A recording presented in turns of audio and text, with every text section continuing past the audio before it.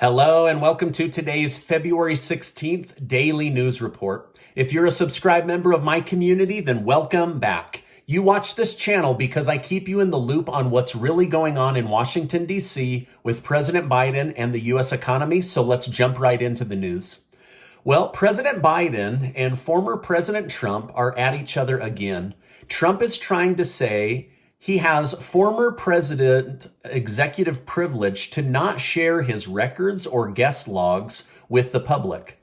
However, in light of the January 6th Capitol breach, President Biden is saying as president, he wants Trump to share all of his executive privilege information with the public and the January 6th committee. This will likely have to be decided by a judge as the two presidents have differing opinions on the topic.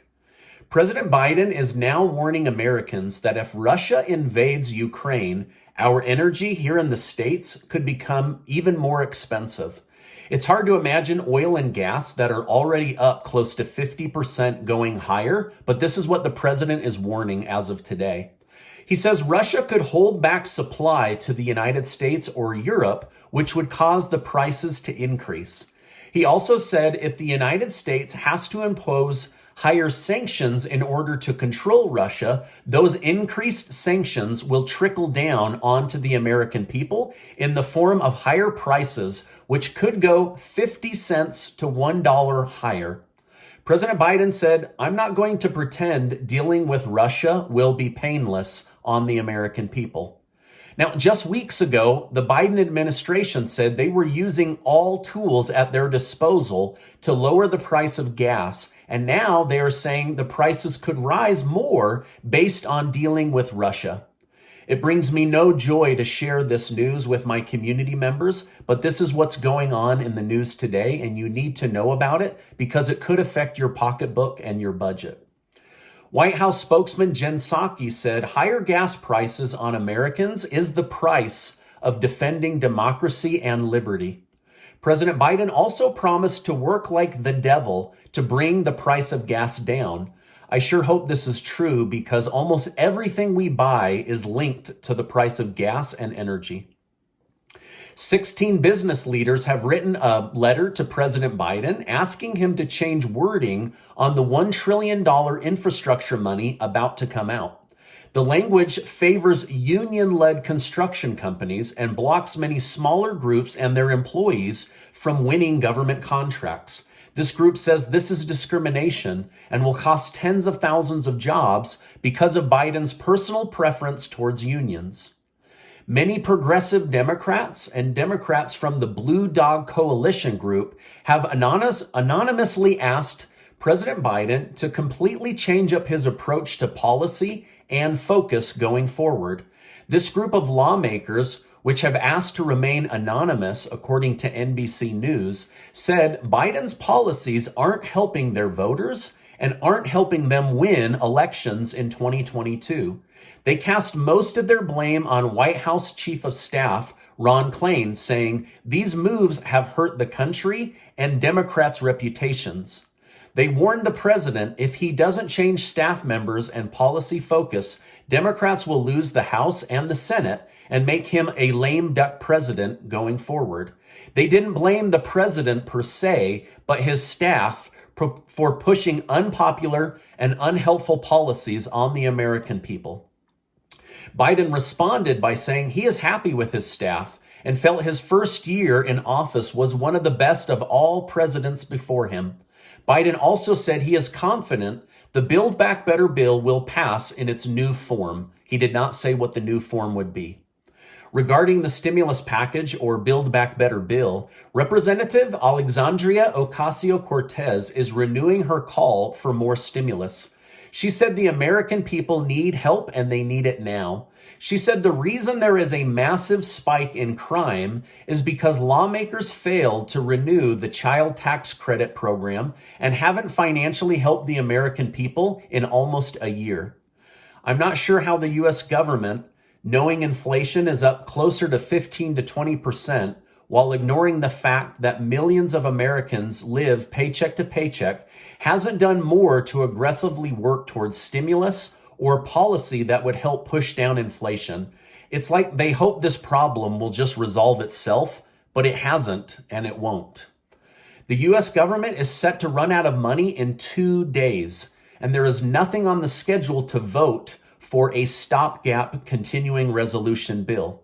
Senate Majority Leader Chuck Schumer said he wants to have a vote in the next day or so, but hello, February 18th is in less than 48 hours.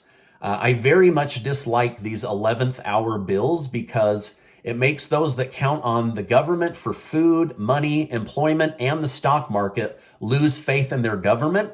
And that's what we're dealing with right now. I thought this situation would have resolved itself, and I've tried to stay optimistic for my community, but I owe it to you to tell you the truth. There is a real chance of a government shutdown happening now.